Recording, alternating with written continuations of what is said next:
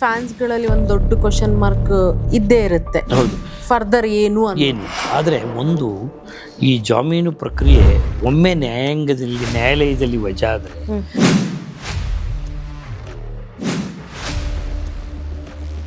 ಇನ್ ಮುಂದೆ ಸಿಗಲ್ವಾ? ಹೌದು, ಆ ಪ್ರಶ್ನೆ ನಿಮ್ಮಲ್ಲಿ ಉದ್ಭವ ಆಗಿರುತ್ತೆ. ಈ ಪ್ರಕರಣ ತೀರ್ಮಾನ ಆಗಿ ತೀರ್ಪು ಬರೋವರೆಗೆ ಇನ್ನು ದರ್ಶನ್ ಅವರಿಗೆ ಜಾಮೀನು ಸಿಗೋದಿಲ್ವಾ?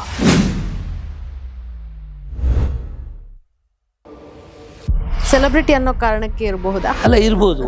ಯಾವ ಕಾರಣಕ್ಕೆ ಅಲ್ಲಿಗೆ ಸರ್ವೋಚ್ಚ ನ್ಯಾಯಾಲಯಕ್ಕೆ ತಗೊಂಡು ಹೋದ್ರು, ಕ್ಯಾನ್ಸಲ್ ಆಯಿತು, ಅದೆಲ್ಲದಕ್ಕೂ ಕಾರಣ ಅವರೇ ಹೇಳಬೇಕು. ಏನಕ್ಕೆ ಮಾಡಿದ್ರು, ಇದನ್ನ ಯಾಕೊಂದು ವಿಶೇಷ ಪ್ರಕರಣವನ್ನು ಪರಿಗಣಿಸ್ಕೊಂಡು ಅಂತ ಅವರೇ ತೀರ್ಮಾನ ಮಾಡಬೇಕು. ಮಹಾಭಾರತ ಯಾಕೆ ನಡೀತು ಅಂತ ನಿಮಗೆ ಗೊತ್ತಿದೆ. ದುರ್ಯೋಧನ ಜಾರಿ ಬಿದ್ದಿದ್ದನ್ನು ನೋಡಿ ದ್ರೌಪದಿ ನಕ್ಕಿದ್ದು ಅಷ್ಟೇ. ನೋಡಿ, ಅದು ಎಂಥ ಅದು ಮಹಾಭಾರತ ಆಗುತ್ತೆ. ಮಹಾಭಾರತ ಆಗೋಕ್ಕೆ ಯಾರು ಕಾರಣ ಅಂದರೆ ದ್ರೌಪದಿ. ಯಾರೇ ಆಗಲಿ ಸೀಟೆ ತೀರಿಸ್ಕೊಳ್ಳೋಕೆ ಮಾತಾಡುವಾಗ ಅಲ್ಲಿ ಎರಡು ಕುಟುಂಬಗಳು ಸಫರ್ ಮಾಡ್ತಾ ಇರುತ್ತೆ. ಕೊಲೆಯಾದವನ ಕುಟುಂಬ, ಕೊಲೆ ಮಾಡಿದವನ ಕುಟುಂಬ. ಅವನು ಸತ್ತು ಹೋಗಿದ್ರೆ ಇವನು ಜೈಲಲ್ಲಿ. ಒಂದಂತೂ ಸತ್ಯ, ನ್ಯಾಯಾಲಯಗಳಲ್ಲಿ ಅವರವರ ಪಾತ್ರಕ್ಕೆ ತಕ್ಕಂತೆ ಶಿಕ್ಷೆ ಆಗುತ್ತೆ, ಅವರವರ ಪಾತ್ರಕ್ಕೆ ತಕ್ಕಂತೆ ಬಿಡುಗಡೆ ಆಗುತ್ತೆ.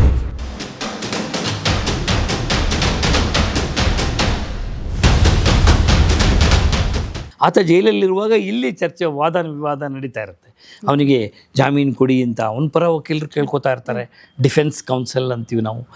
ಪ್ರಾಸಿಕ್ಯೂಷನ್ ಪರವಾಗಿ ಪಬ್ಲಿಕ್ ಪ್ರಾಸಿಕ್ಯೂಟ್ರು ಇಲ್ಲ, ಅವನಿಗೆ ಯಾವುದೇ ರೀತಿ ಕೊಡಲೇಬಾರ್ದು, ಜಾಮೀನು ಕೊಟ್ಟರೆ ತೊಂದರೆ ಆಗುತ್ತೆ ಅವನಿಗೆ ಅನ್ನುವಂಥ ವಾದವನ್ನು ಮಂಡಿಸ್ತಾರೆ.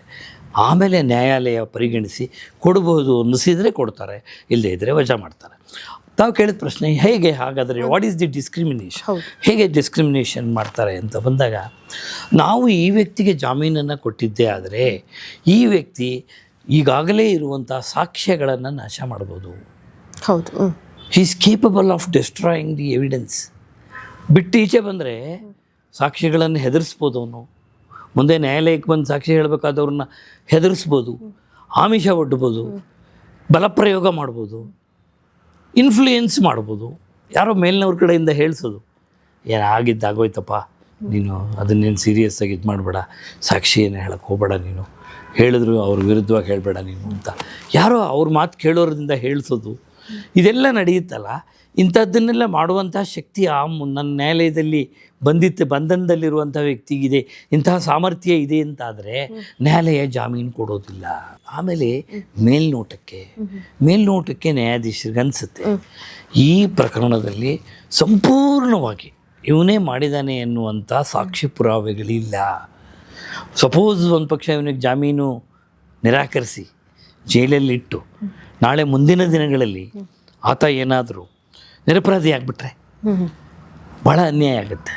ಸುಮ್ಮನೆ ಅವನನ್ನು ಜೈಲಿನಲ್ಲಿ ಕೂಡ ಹಾಕಿದಾಗುತ್ತೆ. ಈ ಪ್ರಕರಣದಲ್ಲಿ ಜಾಮೀನು ಕೊಡೋಣ, ನೋಡೋಣ. ಅಂದರೆ ನಿರಪರಾಧಿ ಅಂತ ತೀರ್ಮಾನ ಮಾಡಲ್ಲ, ಕೊಟ್ಟಿರೋಣ. ಜಾಮೀನು ಕೊಡೋದ್ರಿಂದ ಏನಾಗೋದಿಲ್ಲ. ಮುಂದಿನ ದಿನಗಳಲ್ಲಿ ಕೇಸ್ ಪ್ರೂವ್ ಆದರೆ ಜೈಲಿಗೆ ಹೋಗೋದಿದ್ದೇ ಇದೆ. ಆಮೇಲೆ ಇನ್ನೊಂದೇನು ಅಂದರೆ, ಈ ಜಾಮೀನು ಸಿಗೋವರೆಗೆ ಒಬ್ಬ ವ್ಯಕ್ತಿ ಎಷ್ಟು ದಿವಸ ಜೈಲಲ್ಲಿರ್ತಾನೆ, ಅವನಿಗೆ ಶಿಕ್ಷೆ ಆದಾಗ, ಉದಾಹರಣೆಗೆ ಜಾಮೀನು ಸಿಗೋದಕ್ಕೆ ಒಂದು 3 ತಿಂಗಳಾಯಿತು ಅಂತ ಇಟ್ಕೊಳ್ಳಿ. 3 ತಿಂಗಳಾದರೆ ಆತನ ಮುಂದೆ ಆ ಪ್ರಕರಣದಲ್ಲಿ ಅವನಿಗೆ 2 ವರ್ಷ ಜೈಲು ಶಿಕ್ಷೆ ಆಯಿತು ಅಂತ ತಿಳ್ಕೊಳ್ಳಿ, ಪ್ರೂವ್ ಆಯಿತು, ಶಿಕ್ಷೆ ಆಯಿತು ಅಂದ್ಕೊಳ್ಳಿ. ಈ 3 ತಿಂಗಳು ಮೈನಸ್ ಮಾಡ್ತಾರೆ. ಆವಾಗ ಅವನು 1 ವರ್ಷ 9 ತಿಂಗಳಷ್ಟೇ ಜೈಲಲ್ಲಿರ್ತಾನೆ. 3 ತಿಂಗಳು ಇದ್ನಲ್ಲ, ಹೌದು, ಅದು ಬರ್ತೈತೆ. ಹೆಂಗದ ವ್ಯವಸ್ಥೆಯಲ್ಲಿ ಭಾಳ ಪಾರದರ್ಶಕತೆ, ನ್ಯಾಯ ನೀತಿ ಅಲ್ಲ. ಈ ಕಾನೂನು ಅಂದರೆ ಬೇರೆ ಏನೂ ಅಲ್ಲ. ಅದು ಕಾನೂನು ಅಂದರೆ ಧರ್ಮದ ಆಧಾರದ ಮೇಲೆ ಕಾನೂನು ಮಾಡಿರೋದು. ಆದರೆ ಬೇಲ್ ಅಂತ ಬಂದಾಗ ದುಡ್ಡಿದ್ದವ್ರಿಗೆ ಬೇಗ ಬೇಲ್ ಸಿಗುತ್ತೆ ಅನ್ನೋ ಸಾಮಾನ್ಯ ಜನಗಳಲ್ಲಿ ಇರುವಂಥ ಒಪಿನಿಯನ್ ಇದು ಅಲ್ಲ. ಅದು ದುಡ್ಡಿಗೂ ಜಾಮೀನಿಗೂ, ನ್ಯಾಯಾಲಯ ಕೊಡುವಂಥ ಜಾಮೀನಿಗೂ ಆತನ ಬರೆಯುವ ದುಡ್ಡಿಗೂ ಸಂಬಂಧ ಇಲ್ಲ. ದುಡ್ಡಿನ ಪ್ರಶ್ನೆ ಯಾವಾಗ ಬರುತ್ತೆ ಅಂತ ಭಾಳ ದೊಡ್ಡ ವಕೀಲರನ್ನ ನೇಮಿಸ್ಕೋತಾರೆ ಜಾಮೀನಿಗೋಸ್ಕರ. ಇಂತಹ ವಕೀಲರು ಭಾಳ ಪರಿಣಿತಿಯನ್ನು ಹೊಂದಿರುವಂಥವ್ರು, ಇಂಥವ್ರು ಜಾಮೀನುಗಳು ಕೊಡಿಸೋದ್ರಲ್ಲಿ ಭಾಳ, ಅಂದರೆ ಇಲ್ಲಿ ಆರ್ಗ್ಯುಮೆಂಟೇ ಇಂಪಾರ್ಟೆಂಟ್ ಅಲ್ಲ. ಅದಕ್ಕೆ ಅಂತಹ ವಕೀಲರನ್ನು ಎಂಗೇಜ್ ಮಾಡಿದಾಗ ಕೆಲವರು ಸರ್ವೋಚ್ಚ ನ್ಯಾಯಾಲಯದ ವಕೀಲರುಗಳನ್ನು ಕೋಟ್ಯಾಂತರ ರೂಪಾಯಿ ಫೀಸ್ ಕೊಟ್ಟು ಕರ್ಕೊಂಬರ್ತಾರೆ. ಈಗ ಕರ್ನಾಟಕ ಹೈಕೋರ್ಟಿಗೆ ಒಂದು ವಾದ ಮಾಡಿದವರು ಉಂಟು, ಹಿರಿಯ ವಕೀಲರುಗಳು, ಸರ್ವೋಚ್ಚ ನ್ಯಾಯಾಲಯದ ಹಿರಿಯರು. ಅವ್ರನ್ನೆಲ್ಲ ಕರ್ಕೊಂಬಂದಾಗ ನಿಜಕ್ಕೂ ಅವರ ಚಾರ್ಜಸ್ ಜಾಸ್ತಿ ಇರುತ್ತೆ, ಖರ್ಚು ಜಾಸ್ತಿ ಇರುತ್ತೆ. ಅವ್ರನ್ನ ಕರೆಸ್ಬೇಕು, ಅವ್ರಿಗೆ ಫ್ಲೈಟ್ ಚಾರ್ಜಸ್ ಕೊಡಬೇಕು, ಅವ್ರಿಗೆ ಫೀ ಪ್ರತಿ ಒಂದು ದಿವಸಕ್ಕೆ ಇಷ್ಟು ಅಂತ ಫೀಸ್ ಕೊಡಬೇಕು ಅಂಥದ್ದನ್ನು ಎಂಗೇಜ್ ಮಾಡಿದಾಗ ಸ್ವಾಭಾವಿಕವಾಗಿ ಹಣ ಖರ್ಚಾಗುತ್ತೆ. ಆದರೆ ನ್ಯಾಯಾಲಯ ಜಾಮೀನು ಕೊಡೋದಕ್ಕೆ ಖರ್ಚೇನಾಗಲ್ಲ. ನ್ಯಾಯಾಲಯಕ್ಕೆ ಖರ್ಚಾಗೋದು ಅಂದರೆ 3 ಪೇಜ್ ಬೇಲ್ ಅಪ್ಲಿಕೇಶನ್ ಟೈಪ್ ಮಾಡ್ಸೋಕ್ಕದು ಅಷ್ಟೇ. ಅದು 50 ರೂಪಾಯಿಂದ 100 ರೂಪಾಯಿ ಎಲ್ಲ ಆಗೋ ಕೆಲಸ ಅದು, ಅಷ್ಟೇ ಖರ್ಚಾಗೋದು. ಅದಕ್ಕೊಂದು ಸ್ಯಾಂಪಚ್ ಹಾಕ್ತೀವಿ, ಇಲ್ಲಾಂದ್ರೆ ಇಲ್ಲ, ಆ ರೀತಿ ಅದಷ್ಟೇ ಖರ್ಚು. ಆದರೆ ಉಳಿದಂತೆ ಆ ಆರೋಪಿಯ ಮನೋಗುಣಕ್ಕೆ ಅನುವಾಗಿ ವಕೀಲರುಗಳನ್ನು ನೇಮಿಸ್ಕೊಳ್ಳುವಂತಹ ಪ್ರಕ್ರಿಯೆಯಲ್ಲಿ ಒಂದಷ್ಟು ಹಣ ಖರ್ಚಾಗುತ್ತೆ. ಅದು ಅವರಿಷ್ಟ. ತುಂಬ ಹಿರಿಯ ವಕೀಲರನ್ನು ಇಟ್ಟರೆ ಇನ್ನೂ ಒಳ್ಳೆಯ ವಾದವನ್ನು ಮಾಡಿ. ಈ ಕೇಸಲ್ಲಿ ಯಾವ ಥರ ನಡೀತಾ ಇದೆ ಸರ್? ಅದೇ ಈಗ ದರ್ಶನ್ ಕೇಸಲ್ಲಿ ವಾದ ವಿವಾದ ಎಲ್ಲ ನಡೀತಾ ಇದೆ.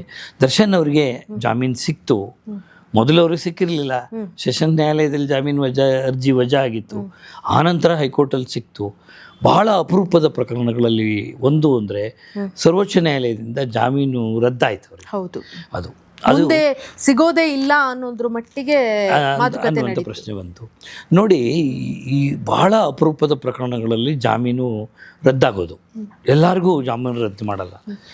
ಯಾರಿಗೆ ಮಾಡ್ತಾರೆ ಹಾಗಾದರೆ ಅಂದಾಗ, ಜಾಮೀನು ಹಾಕುವಾಗ ಕೊಡುವಾಗ ನ್ಯಾಯಾಲಯ ಕೆಲವೊಂದು ನಿಬಂಧನೆಗಳನ್ನು, some conditions court will impose on the accused.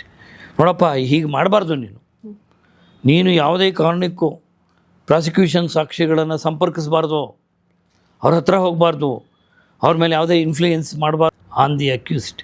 ನೋಡಪ್ಪ, ಹೀಗೆ ಮಾಡಬಾರ್ದು, ನೀನು ಯಾವುದೇ ಕಾರಣಕ್ಕೂ ಪ್ರಾಸಿಕ್ಯೂಷನ್ ಸಾಕ್ಷಿಗಳನ್ನು ಸಂಪರ್ಕಿಸಬಾರ್ದು, ಅವ್ರ ಹತ್ರ ಹೋಗಬಾರ್ದು, ಅವ್ರ ಮೇಲೆ ಯಾವುದೇ ಇನ್ಫ್ಲೂಯೆನ್ಸ್ ಮಾಡಬಾರ್ದು.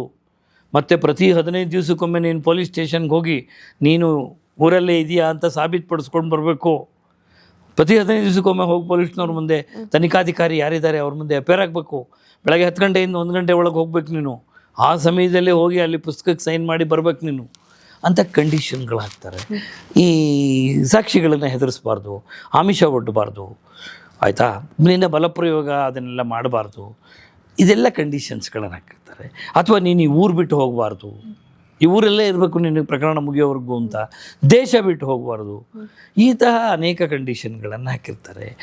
ಆ ಕಂಡೀಷನ್ಗಳನ್ನು ಬಹಳ ನಿಖರವಾಗಿ ಜಾಮೀನು ಸಿಕ್ಕಿರುವಂಥ ವ್ಯಕ್ತಿ ಫಾಲೋ ಮಾಡಬೇಕು. ಆತ ಹಾಗೆ ಮಾಡಲಿಲ್ಲ ಅಂದರೆ ಅಂತಹ ಸಂದರ್ಭಗಳಲ್ಲಿ ಖಂಡಿತವಾಗಿಯೂ ಅವರನ್ನು ಜಾಮೀನನ್ನು ವಜಾ ಮಾಡುವಂಥ ಒಂದು ಅವಕಾಶ, ಅಥವಾ ಸುಳ್ಳು ಕಾರಣ ಕೊಟ್ಟೇನಾದರೂ ಜಾಮೀನು ತಗೊಂಡಿದ್ದರೆ ಅಂತಹ ಸಮಯದಲ್ಲಿ ಜಾಮೀನು ರದ್ದಾಗ್ಬೋದು. ಅಥವಾ ಅತ್ಯಂತ ಹೀನಾಯವಾದಂಥ ಒಂದು ಪ್ರಕರಣ ಆಗಿರುತ್ತೆ, ಅಂತಹ ಪ್ರಕರಣದಲ್ಲಿ ಕೊಡಬಾರ್ದಾಗಿತ್ತು. ಉದಾಹರಣೆಗೆ ಈಗ ಪೋಕ್ಸೋ ಆ್ಯಕ್ಟ್ ಅಂತ ಇದೆ ನಿಮಗೆ, ಮಕ್ಕಳ ಮೇಲೆ ಅತ್ಯಾಚಾರ, ಕೊಲೆ, ಈ ಥರದ್ದೆಲ್ಲ ಪ್ರಕರಣಗಳನ್ನು ನೋಡ್ತಾ ಇದ್ದೀರಲ್ಲ, ಅಂತಹ ಪ್ರಕರಣಗಳಲ್ಲಿ ಇಂಥವ್ರಿಗೆ ಕೊಡಬಾರ್ದಾಗಿತ್ತು ಜಾಮೀನು. ಏನೋ ಕಣ್ತಪ್ಪಿನಿಂದ ಕೆಳಗಿನ ನ್ಯಾಯಾಲಯ ಕೊಟ್ಟಿದೆ ಅಂದಾಗ ಮೇಲಿನ ನ್ಯಾಯಾಲಯ ಇಲ್ಲ ಕೊಡಬಾರ್ದಾಗಿತ್ತು, ಬೈ ಮಿಸ್ಟೇಕ್ ಕೊಟ್ಬಿಟ್ಟಿದ್ದಾರೆ, ನಾವು ರದ್ದು ಮಾಡ್ತಾ ಇದ್ದೀವಿ, ಮೇಲಿನ ನ್ಯಾಯಾಲಯ ಅಂಥೇಳಿ ರದ್ದು ಮಾಡಿ ಮತ್ತೆ ಅವನನ್ನು ವಾಪಸ್ ಒಳಗೆ ಹಾಕಿ ಬಿಡಬೇಡಿ, ಅವನ್ನ ಕೊಡಬಾರ್ದಾಗಿತ್ತು, ಕೊಟ್ಬಿಟ್ಟಿದ್ದಾರೆ ಬೈ ಮಿಸ್ಟೇಕ್ ಅಂತ. ಅಂದ ರೀತಿ ಜಾಮೀನು ಅರ್ಜಿಗಳನ್ನು, ಇದನ್ನು ಕೊಟ್ಟಿರುವಂಥ ಜಾಮೀನನ್ನು ರದ್ದು ಮಾಡ್ಬೋದಾಗಿತ್ತು. ದರ್ಶನ್ ಅವರಿಗೂ ಸಹ ಅಂಥದೇ ಒಂದು ಪರಿಸ್ಥಿತಿ ಬಂತು. ಅವ್ರಿಗೆ ಹೈಕೋರ್ಟಿನಿಂದ ಜಾಮೀನು ಸಿಕ್ಕಿತ್ತು, ಸರ್ವೋಚ್ಚ ನ್ಯಾಯಾಲಯದಲ್ಲಿ ಹೋದಾಗ ಪ್ರಾಸಿಕ್ಯೂಷನ್ನವರು, ಹಾಗೆ ನೋಡಿದ್ರೆ ಪ್ರಾಸಿಕ್ಯೂಷನ್ನವರು ಜಾಮೀನು ಕೊಟ್ಟ ಎಲ್ಲ ಅರ್ಜಿಗಳಲ್ಲಿ ಹೋಗಲ್ಲ, ಎಲ್ಲ ಅರ್ಜಿಗಳಲ್ಲೂ ಹೋಗಿ ಅರ್ಜಿ ಹಾಕಲ್ಲ, ಇವರಿಗೆ ಜಾಮೀನನ್ನು ರದ್ದುಪಡಿಸಿ ಅಂತ. ಈ ಪ್ರಕರಣದಲ್ಲಿ ಯಾಕೆ ಹೋದರು ಅಂತ ಗೊತ್ತಿಲ್ಲ, ಹೋಗ್ತಾರೆ. ಕೆಲವು ಪ್ರಕರಣಗಳಲ್ಲಿ ವಿಶೇಷವಾಗಿ ಬೇರೆ ಬೇರೆಯದೇ ಕಾರಣ, ಅದಕ್ಕೇನೋ ಕಾರಣ ಇರ್ಬೋದು. ಒಟ್ಟಾರೆ ಅಲ್ಲಿ ಹೋದಾಗ ಸರ್ವೋಚ್ಚ ನ್ಯಾಯಾಲಯಕ್ಕೆ ಇವರು ವಾದ ಒಪ್ಪಿದ್ದಾರೆ, ಹೌದು ರದ್ದು ಮಾಡಬೇಕು ಅಂತ ಹೇಳಿ ಮಾಡಿದ್ದಾರೆ. ಇನ್ನೊಂದು ಬಹಳ ಪ್ರಮುಖವಾದಂಥ ವಿಚಾರ ಅಂದರೆ, ಸೆಲೆಬ್ರಿಟಿ ಅನ್ನೋ ಕಾರಣಕ್ಕೆ ಇರಬಹುದಾ? ಅಲ್ಲ, ಇರ್ಬೋದು. ಸೆಲೆಬ್ರಿಟಿ ಆದಾಕ್ಷಣಕ್ಕೆ ನೋಡಿ, ನಮ್ಮ ಭಾರತ ಸಂವಿಧಾನದಲ್ಲಿ ಆರ್ಟಿಕಲ್ 14 ಇದೆ ಸಂವಿಧಾನದಲ್ಲಿ, ಈಕ್ವಾಲಿಟಿ ಬಿಫೋರ್ ಲಾ ಅಂತ. ಅದು ಈ ದೇಶದ ಪ್ರತಿಯೊಬ್ಬ ಪ್ರಜೆ, ಪಾಮರನಿಂದ ಪಂಡಿತನವರೆಗೆ, ಒಬ್ಬ ಕಡು ಬಡವನಿಂದ ಅತ್ಯಂತ ಶ್ರೀಮಂತನವರೆಗೆ, ಕಾನೂನು ದೃಷ್ಟಿಯಲ್ಲಿ ಎಲ್ಲರೂ ಸಮ, ಈಕ್ವಾಲಿಟಿ ಬಿಫೋರ್ ಲಾ ಅಂತ ಸಂವಿಧಾನದ 14ನೇ ಪರಿಚ್ಛೇದ ಹೇಳುತ್ತೆ. ನಮ್ಮಲ್ಲಿ ಆ ರೀತಿಯ ನ್ಯಾಯಾಂಗದಲ್ಲಿ ಇಲ್ಲ. ಆತ ಸೆಲೆಬ್ರಿಟಿನ, ಸಾಮಾನ್ಯ ಮನುಷ್ಯನ, ಅದು ಯಾವುದನ್ನು ನ್ಯಾಯಾಲಯ ಪರಿಗಣಿಸೋದಿಲ್ಲ. ನ್ಯಾಯಾಲಯ ಪರಿಗಣಿಸೋದು ತನ್ನ ಮುಂದೆ ಇರುವಂಥ ಫೈಲ್ ಅಷ್ಟೇ. ಈ ಕೇಸನ್ನು ನೋಡಿ ತೀರ್ಪು ಕೊಡ್ತಾರೆ. ಈ ಕೇಸಲ್ಲಿ ಕೊಡಬೇಕಾ ಕೊಡ್ತಾರೆ, ಕೊಡಬಾರ್ದಾ ಕೊಡಲ್ಲ ಅಷ್ಟೇ ಹೊರತು ಆತ ಯಾರು ಅನ್ನೋದನ್ನು ಕೂಡ ಗಮನಿಸೋದಿಲ್ಲ. ಇಲ್ಲಿ ಯಾವ ಕಾರಣಕ್ಕೆ ಅಲ್ಲಿಗೆ ಸರ್ವೋಚ್ಚ ನ್ಯಾಯಾಲಯಕ್ಕೆ ತೊಗೊಂಡು ಹೋದರು, ಕ್ಯಾನ್ಸಲ್ ಆಯಿತು, ಅದೆಲ್ಲದಕ್ಕೂ ಕಾರಣ ಅವರೇ ಹೇಳಬೇಕು. ಏನಕ್ಕೆ ಮಾಡಿದ್ರು, ಇದನ್ನು ಯಾಕೊಂದು ವಿಶೇಷ ಪ್ರಕರಣವನ್ನು ಪರಿಗಣಿಸ್ಕೊಂಡ್ರು ಅಂತ ಅವರೇ ತೀರ್ಮಾನ ಮಾಡಬೇಕು. ಅದನ್ನು ಅವ್ರು ಮಾಡಿದ್ದಾರೆ, ಅದು ಅವ್ರಿಗೆ ಬಿಟ್ಟಂತಹ ವಿಚಾರ. ಬಟ್ ಅಲ್ಲಿ ಆಯಿತು. ಈಗ ನೀವು ಇನ್ನೂ ಒಂದು ಪ್ರಶ್ನೆಯನ್ನು ಕೇಳ್ಬೋದು, ಹಾಗಾದರೆ ಸರ್ವೋಚ್ಚ ನ್ಯಾಯಾಲಯನೇ ಜಾಮೀನನ್ನು ರದ್ದು ಮಾಡಿ ದರ್ಶನ್ ಅವರನ್ನು ಕಳಿಸ್ಕೊಟ್ಟಿರೋದು ಇನ್ನು ಮುಂದೆ ಸಿಗಲ್ವಾ? ಹೌದು, ಆ ಪ್ರಶ್ನೆ ನಿಮ್ಮಲ್ಲಿ ಉದ್ಭವ ಆಗಿರುತ್ತೆ. ಈ ಪ್ರಕರಣ ತೀರ್ಮಾನ ಆಗಿ ತೀರ್ಪು ಬರೋರಿಗೆ ಇನ್ನು ದರ್ಶನ್ ಅವರಿಗೆ ಜಾಮೀನು ಸಿಗೋದಿಲ್ವಾ? ಅವ್ರ ಜೊತೆ ಇರುವಂಥ ಬೇರೆ ಆರೋಪಿಗಳಿಗೂ ಸಹ ಜಾಮೀನು ಸಿಗೋದಿಲ್ವಾ? ಯಾರಿಗೂ ಸಿಗೋದಿಲ್ವಾ? ಅವರು ಅನುಭವಿಸ್ಲೇಬೇಕಾ? ಯಾಕಂದ್ರೆ ಈಗ ಆಲ್ರೆಡಿ ಫ್ಯಾನ್ಸ್ಗಳಲ್ಲಿ ಒಂದು ದೊಡ್ಡ ಕ್ವಶನ್ ಮಾರ್ಕ್ ಇದ್ದೇ ಇರುತ್ತೆ. ಹೌದು, ಫರ್ದರ್ ಏನು ಅಂತ. ಆದರೆ ಒಂದು ಈ ಜಾಮೀನು ಪ್ರಕ್ರಿಯೆ ಒಮ್ಮೆ ನ್ಯಾಯಾಲಯದಲ್ಲಿ ವಜಾ ಆದರೆ ಮತ್ತೆ ಅರ್ಜಿಯನ್ನು ಸಲ್ಲಿಸ್ಲಿಕ್ಕೆ ಅವಕಾಶ ಇಲ್ಲ ಅಂತ ಏನಿಲ್ಲ. ಮತ್ತೊಮ್ಮೆ ಜಾಮೀನು ಅರ್ಜಿಯನ್ನು ಸಲ್ಲಿಸಬಹುದು ಅಂಡರ್ ದಿ ಚೇಂಜ್ಡ್ ಸರ್ಕಮ್ಸ್ಟಾನ್ಸಸ್. ಬದಲಾದಂತಹ ವಾತಾವರಣದಲ್ಲಿ ಜಾಮೀನು ಅರ್ಜಿಗಳನ್ನು ಹಾಕೋದಕ್ಕೆ ಆರೋಪಿಗೆ ಅವಕಾಶ ಇದೆ. ಎಷ್ಟು ಜಾಮೀನು ಅರ್ಜಿಗಳನ್ನು ಬೇಕಾದರೂ ಹಾಕೋಬೋದು. ಇನ್ಕ್ಲೂಡ್ ಹೆಲ್ತ್ ಇಶ್ಯೂಸ್ ಅಂತ ಹಾಕಬಹುದು ಎಲ್ಲವನ್ನು ಕಾರಣವನ್ನು ಕೊಟ್ಟು. ಈಗ ದರ್ಶನ್ ಅವ್ರ ಕೇಸಲ್ಲಿ ನೀವು ಕೇಳ್ಬೋದು, ಏನಾದರೂ ಬದಲಾದ ವಾತಾವರಣ ಇದೆಯಾ ಜಾಮೀನು ಅರ್ಜಿಯನ್ನು ಹಾಕಲಿಕ್ಕೆ? ಹೌದು, ಖಂಡಿತ ಇದೆ. ಏನು ಅಂದರೆ ಈಗಾಗಲೇ ನ್ಯಾಯಾಲಯದಲ್ಲಿ ವಿಚಾರಣೆ ಪ್ರಾರಂಭವಾಗಿದೆ. ಕೆಲವು ಪ್ರಮುಖ ಸಾಕ್ಷಿಗಳಿದ್ದಾರೆ. ಅವರು ಬಂದು ನ್ಯಾಯಾಲಯದಲ್ಲಿ ಏನು ಹೇಳಬೇಕು ಅದನ್ನು ಹೇಳಿ ಆದಮೇಲೆ ಇನ್ನು ಅವ್ರ ಮೇಲೆ ಯಾವ ಪರಿಣಾಮನೂ ಮಾಡೋಕ್ಕಾಗಲ್ಲ. ಅವ್ರು ಹೇಳಿದ್ದಾರೆ, ನ್ಯಾಯಾಂಗದಲ್ಲಿ ದಾಖಲಾಗೋಗಿದೆ ಅವ್ರ ಹೇಳಿಕೆ ಅಷ್ಟೇ. It has become A part of record. ಆಗೋಗಿದೆ. ಈಗಿನ್ನು ಅವ್ರ ಮೇಲೆ ಯಾವ ಇನ್ಫ್ಲೂಯೆನ್ಸು ಮಾಡೋಕ್ಕಾಗಲ್ಲ, ಯಾವ ಆಮಿಷನೂ ಒಡ್ಡೋಕ್ಕಾಗಲ್ಲ, ಏನೂ ಇಲ್ಲ. ಹೆದರ್ಸೋಕ್ಕಾಗಲ್ಲ, ಬೆದರ್ಸೋಕ್ಕಾಗಲ್ಲ, ಅವ್ರನ್ನ ಬ್ಲ್ಯಾಕ್ ಮೇಲ್ ಮಾಡೋಕ್ಕಾಗಲ್ಲ, ಏನು ಹೇಳಿ ಆಗಾಯಿತು. ನ್ಯಾಯಾಧೀಶರು ದಾಖಲಿಸ್ಕೊಂಡಾಯಿತು. ಅದು ಬಹಳ ಭದ್ರವಾಗಿ ನ್ಯಾಯಾಲಯದ ಕೊಠಡಿಯಲ್ಲಿ ನ್ಯಾಯಾಲಯದ ರೆಕಾರ್ಡ್ಗಳಲ್ಲಿ ಸೇರಿಕೊಂಡಿದೆ. ಅಂದಮೇಲೆ ಅಲ್ಲಿನೇನು ಬಾಕಿ ಇಲ್ಲದೆ ಇರೋದ್ರಿಂದ ಈಗ ಆರೋಪಿಯನ್ನು ಜಾಮೀನಿನ ಮೇಲೆ ಬಿಟ್ಟರೆ ಏನೂ ಆಗಲ್ಲ. ಪ್ರಮುಖ ಸಾಕ್ಷಿಗಳ ವಿಚಾರಣೆ ಆಗೋಗಿದೆ. ಅಂದರೆ ವಿಚಾರಣೆ ಎಷ್ಟು ಬೇಗ ಮುಗಿಯುತ್ತೋ ಅಷ್ಟು ಬೇಗ ಬೇಲಿಗೆ ಅಪ್ಲೈ ಮಾಡಬಹುದು. ವಿಚಾರಣೆ ಅದರಲ್ಲೂ ಪ್ರಮುಖ ಸಾಕ್ಷಿ ಆದರೆ, ಪ್ರಮುಖ ಸಾಕ್ಷಿಗಳು ಬಂದು ಹೋದ್ಮೇಲೆ ನೋಡಿ, ಬಹಳ ನಿಮ್ಗೆ ಆಶ್ಚರ್ಯ ಆಗ್ಬೋದು. ನ್ಯಾಯಾಂಗದಲ್ಲಿ 1 ನಿಮಿಷದ ಎವಿಡೆನ್ಸ್ ಕೊಡೋಕ್ಕೂ ಒಬ್ಬರು ಬರ್ತಾರೆ. 1 ನಿಮಿಷ. ನಾನು ಅವರು ಸತ್ತ ವ್ಯಕ್ತಿ ಮತ್ತು ಯಾರು ಆರೋಪಿ ಇದ್ದಾನೆ, ಇವರಿಬ್ಬರು ಒಂದು ಹೋಟೆಲ್ ಮುಂದೆ ನಿಂತ್ಕೊಂಡು ಕಾಫಿ ಕುಡಿತಿರೋದನ್ನ ನೋಡಿದೆ ಅಂತ ಹೇಳಿರ್ತಾನೆ ಆ ದಿವಸ. ಅವನು ಸಹ ಕೋರ್ಟಿಗೆ ಬಂದು, ಏನಪ್ಪ ಈ ಪ್ರಕರಣದಲ್ಲಿ ನಿಂಗೇನು ಗೊತ್ತು ಹೇಳಯ್ಯ ಅಂತ ಕೇಳಿದಾಗ ಆತ ಹೇಳ್ತಾನೆ, ಸ್ವಾಮಿ ಆ ದಿವಸ ಸುಮಾರು ಒಂದು 10 ಗಂಟೆ ಸಮಯದಲ್ಲಿ ಇಲ್ಲಿ ಎದುರುಗಡೆ ನಿಂತಿರುವಂಥ ಆರೋಪಿಯು ಮತ್ತು ಸತ್ತೋಗಿರುವಂಥ ವ್ಯಕ್ತಿ ಇವರಿಬ್ಬರು ಕಾಫಿ ಕುಡಿತಾ ಇದ್ದಿದ್ದನ್ನು ನಾನು ದರ್ಶಿನಿ ಹೋಟೆಲಲ್ಲಿ ನೋಡಿದೆ ಅಷ್ಟೇ, ನನಗಿನ್ನೇನು ಗೊತ್ತಿಲ್ಲ ಅಂದರೆ ಆಯಿತು ಇಳಿಯಪ್ಪ, ಅವನ ಸಾಕ್ಷಿ ಅಷ್ಟೇ. ಬಟ್ ಅದನ್ನು ಚೈನಲ್ಲಿ ಆ ಚೈನ್ ಇದೆಯಲ್ಲ, ಆ ಆರೋಪದ ಚೈನಿಗೆ ಸೇರ್ಕೊಳ್ಳುತ್ತದು, ಒಂದು ಲಿಂಕ್ ಆಗುತ್ತೆ. 10 ಗಂಟೆಗೆ ಇಲ್ಲಿದ್ದ ಆರೋಪಿ ಎಲ್ಲಿದ್ದ, ಸತ್ತ ವ್ಯಕ್ತಿ ಎಲ್ಲಿದ್ದ, ಅವರಿಬ್ಬರು ಜೊತೆ ಸೇರಿದ್ದು ಯಾವಾಗ, ಅವರು ಅಲ್ಲಿಂದ ಎಲ್ಲಿ ಹೋದರು ಅನ್ನುವಂತಹ ಚೈನನ್ನು ಹೇಳುವಾಗ ಈ ಕಾಫಿ ಕುಡಿದಿದ್ದು ನೋಡಿದಾನಲ್ಲ ಅವನೊಂದು ಪ್ರಮುಖ ಸಾಕ್ಷಿ ಆಗ್ತಾನೆ. ಬಟ್ ಅವನು ಹೇಳಿದ್ದಿಷ್ಟೇ, ಅವರಿಬ್ಬರು ಕಾಫಿ ಕುಡಿತಾ ಇರೋದನ್ನು ನೋಡಿದೆ ಅಷ್ಟೇ ಅಂತ. ಈ ಪ್ರಕರಣದಲ್ಲಿ ಅವನದಷ್ಟೇ ಸಾಕ್ಷಿ, ಆದರೆ ಆತ ಒಂದು ಮೇನ್ ಲಿಂಕ್ ಆಗ್ತಾನೆ. ಅವ್ರ ಜೊತೇಲಿ ಇದ್ದರು ಅಂತ ಹೇಳೋದಕ್ಕೆ ಕಾರಣ ಆಗ್ತಾನೆ. ಅವನು ಎಷ್ಟು ಗಂಟೆಯಲ್ಲಿ ಇದ್ದಾನೋ ಭಾಳ ಮುಖ್ಯ ಆಗುತ್ತೆ. 10:30-11 ಗಂಟೆಯಲ್ಲಿ ಅವರಿಬ್ಬರು ಜೊತೇಲಿದ್ದರು. 1 ಗಂಟೆಗೆ ಆತನ ಕೊಲೆಯಾಗಿದೆ ಅಂದರೆ ಆತ ಜೊತೇಲಿದ್ದ ಅಂತಾಯಿತು. ಆವಾಗ ಬೇರೆ ಬೇರೆ ಪ್ರಕರಣಗಳು ಅಲ್ಲಿಂದ ಮುಂದೆ ಹೋದರು, ಎಲ್ಲಿ ಹೋದರು. ನಿಮ್ಮ ಪ್ರಕಾರ ಈ ಕೇಸಲ್ಲಿ ಪ್ರಮುಖ ಸಾಕ್ಷಿ ಅಂತ ಯಾವ್ದು ಕಾಣಿಸ್ತಾ ಇದೆ ನೆಕ್ಸ್ಟ್ ಫರ್ದರ್? ಫರ್ದರ್ ಅಂತಂದ್ರೆ ಈಗ ಯಾರು ರೇಣುಕಾಸ್ವಾಮಿ ಸಾಯೋದಕ್ಕಿಂತ ಮುಂಚೆ ಏನು ಘಟನೆಗಳು ನಡೆದಿದೆಯೋ ಅದನ್ನು ನೋಡಿದ್ದೀನಿ ಅಂತ ಯಾರು ಹೇಳ್ತಾರೋ, ಆ ಘಟನೆಗಳನ್ನು ಹೇಳ್ತಾರಲ್ಲ ಅವರು ಪ್ರಮುಖ ಸಾಕ್ಷಿ. ಯಾಕಂದರೆ ಅವ್ರು ಕಣ್ಣಿಂದ ನೋಡಿದವರು. ಅವರಲ್ಲಿ ಆತ ನಮ್ಮ ಕಣ್ಣೆದುರಿಗೆ ಪ್ರಾಣ ಬಿಟ್ಟ ಅಂತ ಹೇಳುವಂಥ ಸಾಕ್ಷಿನೂ ಒಬ್ರು ಇರ್ಬೋದೇನೋ, ಅದು ಪ್ರಮುಖ ಸಾಕ್ಷಿ. ಯಾರಿಗೊತ್ತು, ಆರೋಪಿ ಆಗಿದ್ರಲ್ಲೇ ಯಾರೋ ಒಬ್ರು ಇನ್ನೆಷ್ಟು ವರ್ಷಗಳು ಹಿಂಗೆ ನಾನು ಇರಬೇಕು ಅಂತ ಬಾಯಿನೂ ಬಿಡ್ಬೋದಲ್ವಾ? ಬಿಡ್ಬೋದು. ಬಿಟ್ಟರೆ ಅಂತ ಅವ್ರನ್ನ ಅಪ್ರೂವರ್ ಅಂತ ತಗೊಳ್ತಾರೆ ಅಂತ ಅಥವಾ ಅವ್ರಿಗೆ ಶಿಕ್ಷೆಯಲ್ಲಿ ಏನಾದರೂ ಸ್ವಲ್ಪ ಏನಿಲ್ಲ ಸತ್ಯ ಹೇಳಿದರೆ ಸತ್ಯ ಅಷ್ಟೇ, ಅದನ್ನು ಬಳಸ್ಕೋಬೋದು ಅಷ್ಟೇ ಹೊರತು ಅದಕ್ಕೋಸ್ಕರ ಅವ್ನು ಸತ್ಯ ಹೇಳಿದ್ದಾನೆ, ಭಾಳ ಒಳ್ಳೆ ಮನುಷ್ಯ, ಅವನಿಗೆ 6 ತಿಂಗಳು ಶಿಕ್ಷೆ ಕಡಿಮೆ ಮಾಡೋಣ ಅಂತ ಏನು ಮಾಡಲ್ಲ ಕೋರ್ಟು. ಅವನು ಆರೋಪಿನೇ. ಅವತ್ತು ಯಾರ್ಯಾರು ಭಾಗಿಯಾಗಿಲ್ಲದಿದ್ದ ವ್ಯಕ್ತಿ ಸತ್ಯ ಹೇಳಿದ್ರೆ ಶಿಕ್ಷೆ ಆಗೋಲ್ಲ, ಆಗ ನಿರಪರಾಧಿ ಗೊತ್ತಿರಲ್ಲ ಕೆಲವರಿಗೆ. ನೋಡಿ, ಭಾಳ ಸೂಕ್ಷ್ಮವಾದಂಥ ಅತ್ಯಂತ ಆಸಕ್ತಿಯುತ ಅಂತ ಒಂದು ಸಂದರ್ಭ ಅಂದರೆ, ಕೆಲವರಿಗೆ ತಾವು ಇಂಥ ಅಪರಾಧ ಎಸ್ಕೋದಕ್ಕೆ ಹೋಗ್ತಾ ಇದ್ದೀವಿ ಅಂತ ಗೊತ್ತಿರೋದೇ ಇಲ್ಲ. ಅಲ್ಲೆಲ್ಲೋ ಹೋಟೆಲ್ ಕಾಫಿ ಕುಡಿತಾ ಇರ್ತಾನೆ, ಈ ಅಪರಾಧ ಎಸಗಿದಂಥ ವ್ಯಕ್ತಿ ಹೇಳ್ತಾನೆ, ಬರ ಇಲ್ಲೇ ನಾವು ಸ್ವಲ್ಪ ಜಯನಗರ ತನಕ ಹೋಗಿ ಬರೋಣ, ಕುತ್ಕೋ ಕಾರಲ್ಲಿ, ನಾನು ಹೋಗ್ತಾ ಇದ್ದೀನಿ ಅಂತ ಹೇಳ್ತಾನೆ. ಫ್ರೆಂಡ್ ಆಗಿರ್ತಾನೆ, ಇವನು ಸುಮ್ಮನೆ ನಿಂತಿರ್ತಾನೆ. ಏನೋ ಫ್ರೆಂಡ್ ಕರಿತಾ ಇದ್ದಾನೆ, ಏನು ಸಮಾಚಾರ ಜಯನಂಗೆ, ಹೇಗೆ ಕೆಲಸ ಇದೆ ಬಾರೋ.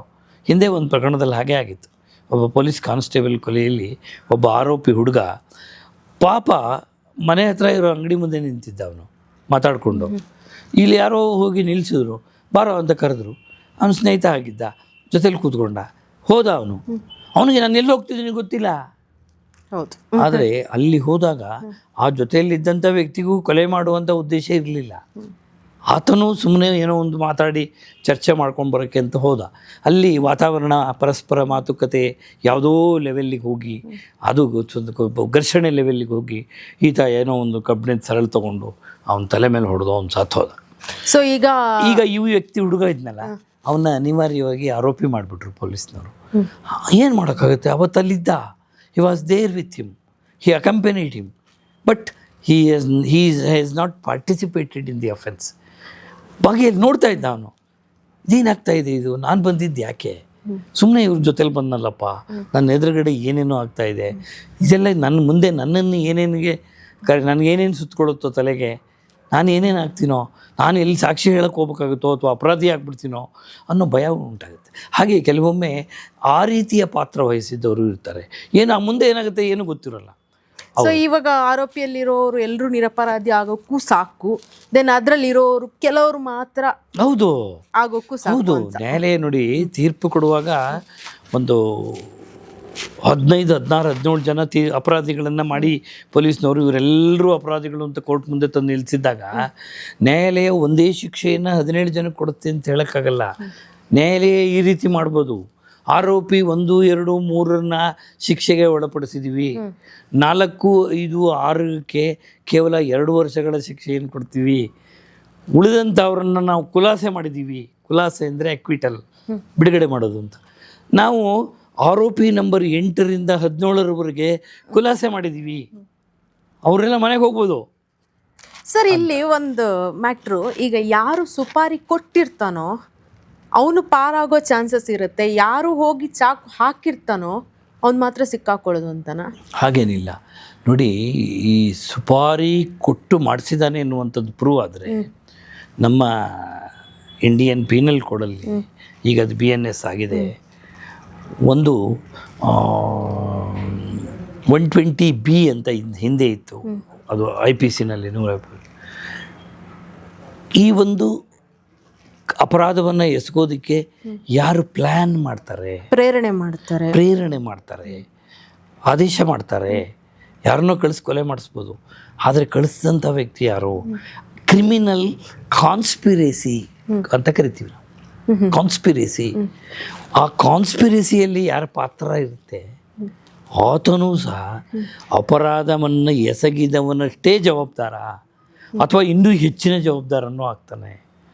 ನೇರವಾಗಿ ಹೋಗಿ ಚಾಕುವಿನಿಂದ ಚುಚ್ಚಿಲ್ಲ ನಿಜ, ಅವನು ಚುಚ್ಚಿ ಕೊಲೆ ಮಾಡಿಲ್ಲ ನಿಜ ಅವನು, ಆದರೆ ಯಾರ ಪ್ರೇರಣೆಯಿಂದ ಮಾಡ್ದ ಅಂದಾಗ ಇವನಿಗಿಂತಲೂ ಹೆಚ್ಚಿನ ಶಿಕ್ಷೆ ಅವನಿಗಾಗೋದುಂಟು.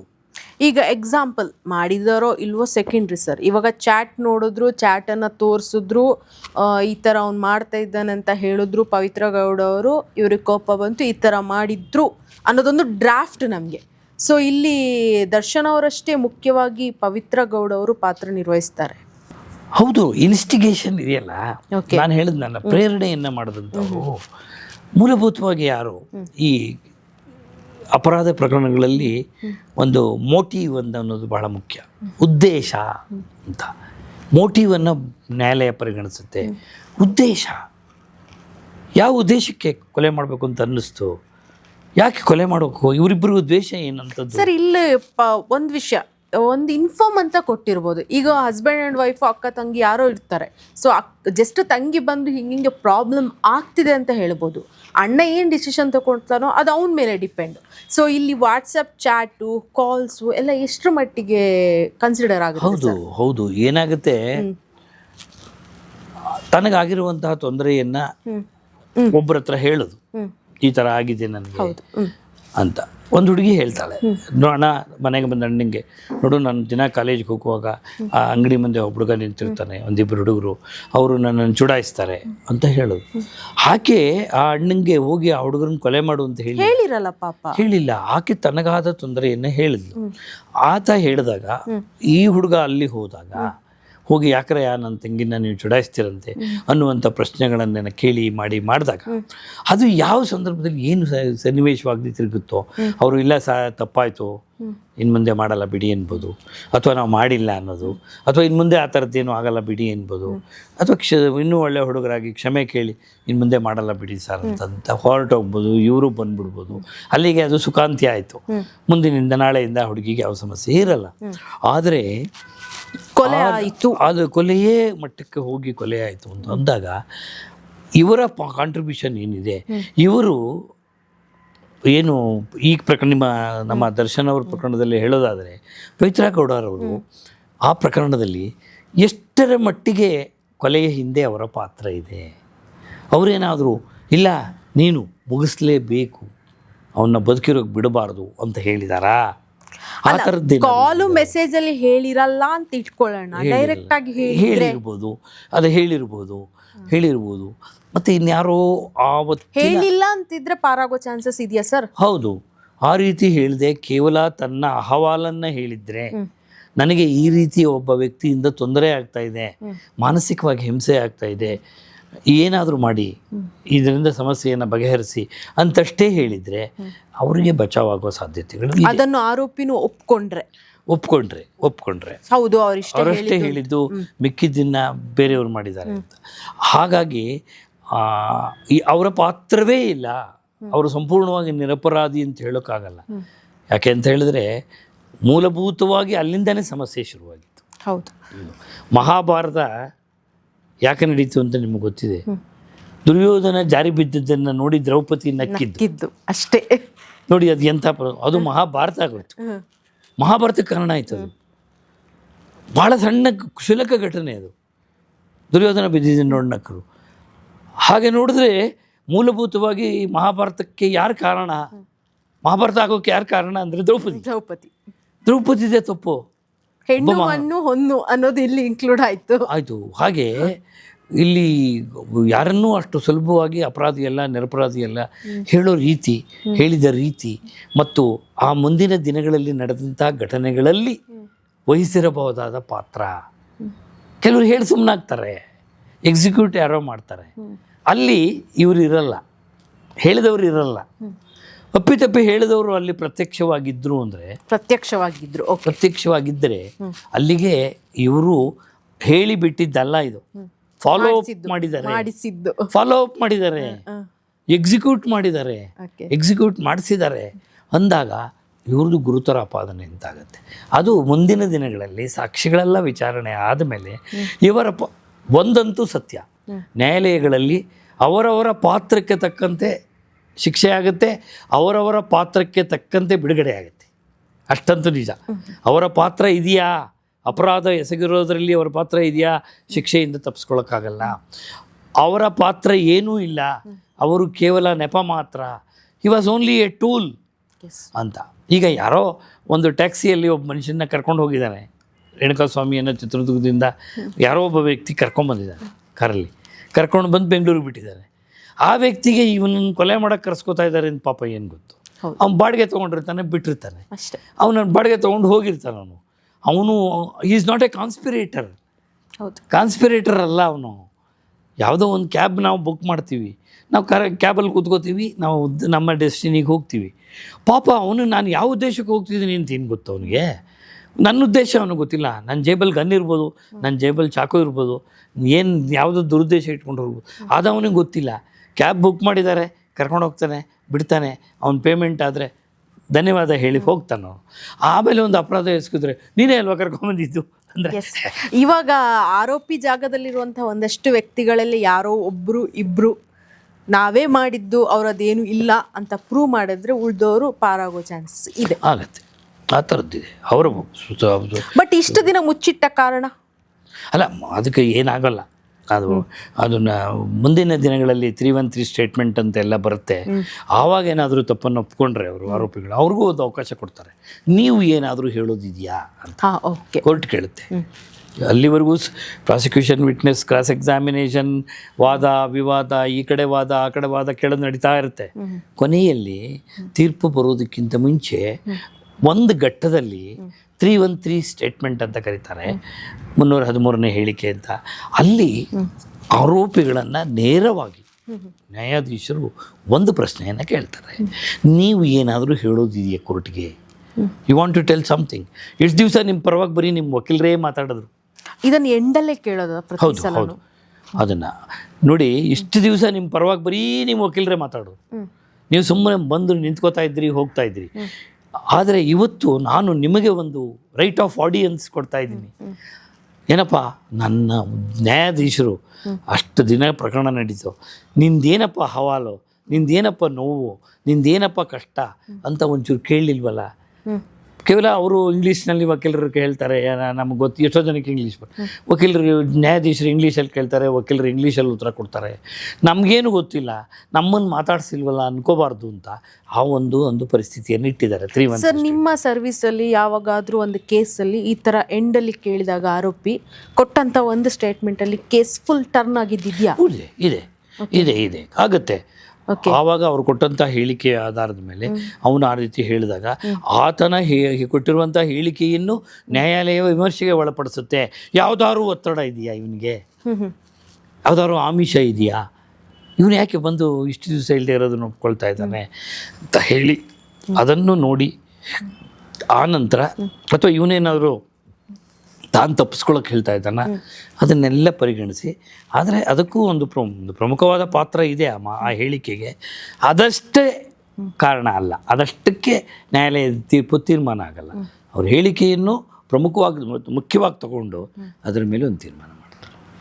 ಸೊ ಇವಾಗ ಒಳಗಡೆ ಇರೋ ಅಷ್ಟು ಜನಕ್ಕೆ ದರ್ಶನ್ ಅವರು ಯಾರು, ಏನು ಹೆಲ್ಪ್ ಮಾಡಿದ್ದಾರೆ ಎಲ್ಲನೂ ಗೊತ್ತಿದೆ. ಒಂದು ವೇಳೆ ಅವರು ಕನ್ವಿನ್ಸ್ ಆಗಿ ಅದರಲ್ಲಿ ಯಾರಾದರೂ ಒಬ್ಬ ವ್ಯಕ್ತಿ ನಾನೇ ಮಾಡಿದ್ದು ಅಂತ ಒಪ್ಕೊಂಡ್ರೆ ದರ್ಶನ್ ಅವರು ಹೊರಗಡೆ ಬರುವಂಥ ಚಾನ್ಸಸ್ ಇದೆಯಾ? ಅಲ್ಲ, ಅದು ಆ ಅವಕಾಶ ಯಾವಾಗಲೂ ಇರುತ್ತೆ. ಆಮೇಲೆ ನಾನು ಆವಾಗಲೇ ಹೇಳಿದಾಗೆ, ಇವತ್ತು ನ್ಯಾಯಾಲಯದ ದೃಷ್ಟಿಯಲ್ಲಿ, ನ್ಯಾಯಾಲಯದ ಮುಂದೆ ಪೊಲೀಸ್ನವರ ದೃಷ್ಟಿಯಲ್ಲಿ 17 ಜನರು ಭಾಗಿಯಾಗಿದ್ದಾರೆ ಈ ಒಂದು ಅಪರಾಧದಲ್ಲಿ ಅಂತ ಪೊಲೀಸಿನವರ ವಾದ ಅದು ಇನ್ನೂ ಸಾಬೀತಾಗಿಲ್ಲ. ಅವರಷ್ಟು ಜನರನ್ನು ತಂದೆ ನಿಲ್ಲಿಸಿದ್ದಾರೆ.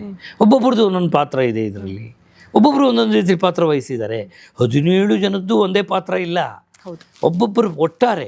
It is A team effort. ಇದು ಎಲ್ಲರೂ ಸೇರಿ ಮಾಡಿದ್ದಾರೆ. ಇದು ಒಂದು ಟೀಮ್, ಅದು ಕ್ರಿಕೆಟ್ ಟೀಮ್ ಥರ ಒಂದು ಟೀಮು. ಇವರೆಲ್ಲ ಸೇರಿ ರೇಣುಕಾಸ್ವಾಮಿಗೆ ಕೊಲೆಗೆ ಕಾರಣರಾಗಿದ್ದಾರೆ ಅನ್ನುವಂಥ ಆರೋಪ ಇದೆ. ಆರೋಪ ಇರುವಂತಹ ಸಂದರ್ಭದಲ್ಲಿ ನ್ಯಾಯಾಲಯ ಸೂಕ್ಷ್ಮವಾಗಿ ಪ್ರತಿಯೊಬ್ಬರ ಪಾತ್ರವನ್ನು ವಿಮರ್ಶೆ ಮಾಡ್ತಾ ಹೋಗುತ್ತೆ. A1 ಯಾರು, ಅವ್ರದ್ದೇನು ಪಾತ್ರ ಇದರಲ್ಲಿ, A2 ಯಾರು, ಅವರ ಪಾತ್ರ ಏನು. ಒಂದು ಅತ್ಯಂತ ಅಮಾನುಷವಾದ ಒಂದು ಕೊಲೆ ಆಗಿದೆ. ಕೊಲೆ ಮಾಡಿದವರಿಗೆ ಶಿಕ್ಷೆ ಆಗಬೇಕು, ನಿಜ, ಯಾರೇ ಇರ್ಬೋದು ಅದು ಅನ್ನೋದು ಸತ್ಯ. ಆದರೆ ಎಲ್ಲರೂ ಒಂದೇ ಅಲ್ಲ, ಯಾರ್ಯಾರ ಪಾತ್ರ ಎಷ್ಟೆಷ್ಟಿದೆ ಅನ್ನುವಂಥದ್ದನ್ನು ಗಮನಿಸಿ ನ್ಯಾಯಾಲಯ ಆ ಒಂದು ಅವರವರ ಪಾತ್ರಕ್ಕೆ ತಕ್ಕ ಹಾಗೆ, ಕೆಲವ್ರದ್ದು ಏನು ಪಾತ್ರ ಇಲ್ಲದೆ ಇರ್ಬೋದು. ರೇಣುಕಾಸ್ವಾಮಿಗೆ ಮತ್ತು ಇಲ್ಲಿ ಯಾರಿಗೂ ರೇಣುಕಾಸ್ವಾಮಿ ಮೇಲೆ ವೈಯಕ್ತಿಕ ದ್ವೇಷ ಇರಲಿಲ್ಲ, ದ್ವೇಷದಿಂದ ಮಾಡಿದ ಕೊಲೆ ಅಲ್ಲ ಇದು. ಮತ್ತು ಇನ್ಯಾರೋ ಒಬ್ಬ ಸಂಪೂರ್ಣವಾಗಿ ನಾನೇ ಮಾಡಿದ್ದು ಎಲ್ಲ ಅಂತ ಒಪ್ಕೊಂಡ ಅಂತ ಅಂದ್ಕೊಳ್ಳಿ. ನಾನೇ ಮಾಡಿದ್ದು, ಇದರಲ್ಲಿ ಅವ್ರ ಪಾತ್ರ ಏನೂ ಇಲ್ಲ ಅಂತ ಹೇಳಿ ಅವರು ಅವತ್ತು ಪ್ರತಿ ದಿವಸ ಬರ್ತಾ ಇದ್ದ ಹಾಗೆ ಬಂದರು. It was only a coincidence. ಅವ್ರು ಬರೋದಕ್ಕೂ ಈ ಪ್ರಕರಣ ಎಲ್ಲ ಆಗೋದಕ್ಕೂ ಅವ್ರಿಗೂ ಗೊತ್ತಿಲ್ಲ ಈ ಥರದ್ದೊಂದು ಆಗಿದೆ ಅಂತ. ಅವರು ಎಂದಿನಂತೆ ಬಂದರು. ಈಗ ನಾವು ದಿವಸ ಬೆಳಗ್ಗೆ ಎದ್ದು ಕೋರ್ಟಿಗೆ ಹೋಗ್ತೀವಿ ನಾವು, ಅದು ನಮ್ಮ ಎಂದಿನಂತೆ ಅದು. ಹಾಗೆ ಅವ್ರು ಏನೋ ಒಂದು ಬಂದರು. ಹಾಗೆ ಬಂದಂತಹ ಸಂದರ್ಭದಲ್ಲಿ ಇಂತಹ ಒಂದು ಇದಾಯಿತು. ಅವ್ರ ಪಾತ್ರ ಏನೂ ಇಲ್ಲ, ಅವರು ಯಾವುದೇ ರೀತಿಯಲ್ಲಿ ಇದರಲ್ಲಿ ಭಾಗಿಯಾಗಿಲ್ಲ. ಆದರೆ ಅವ್ರು ಅಥವಾ ಅವ್ರು ಬಂದು ಹೋದ ಮೇಲೆ ಇದಾಯಿತು, ಅವ್ರು ಬಂದಾಗ ಏನೂ ಆಗಲಿಲ್ಲ, ಅವ್ರು ಬಂದು ಹೋದ ಮೇಲೆ ಈ ಥರ ಆಯಿತು ಅಂತ ಹೇಳಿದಾಗ ಒಟ್ಟಾರೆ ಏನು ಸರ್ಕಾರಿ ಸಾಕ್ಷಿಗಳಿದ್ದಾರೆ, ಇವರೊಂದು 200 ಜನ ವಿಟ್ನೆಸ್ಗಳನ್ನು ಕೊಟ್ಟಿದ್ದಾರೆ. ಈ ಎಲ್ಲ ಸಾಕ್ಷಿಗಳದನ್ನು ಕ್ರೋಢೀಕರಿಸಿ ಆತ ಹೇಳುವಂಥದ್ದು ಸತ್ಯ ಅನ್ನೋದು ನ್ಯಾಯಾಧೀಶರಿಗೆ ಅವನು ಪ್ರೂವ್ ಮಾಡ್ಕೋಬೇಕು. ಅವ್ನು ಹೇಳೋದನ್ನ ಮನವರಿಕೆ ಆಗಬೇಕು. ಇಲ್ಲದೆ ಇದ್ದು ಇವನು ಯಾವುದೋ ಒತ್ತಡಕ್ಕೆ ಈ ರೀತಿ ಹೇಳ್ತಿದ್ದಾನೆ ಅಂದರೆ ಬಿಡಲ್ಲ ನ್ಯಾಯಾಲಯ.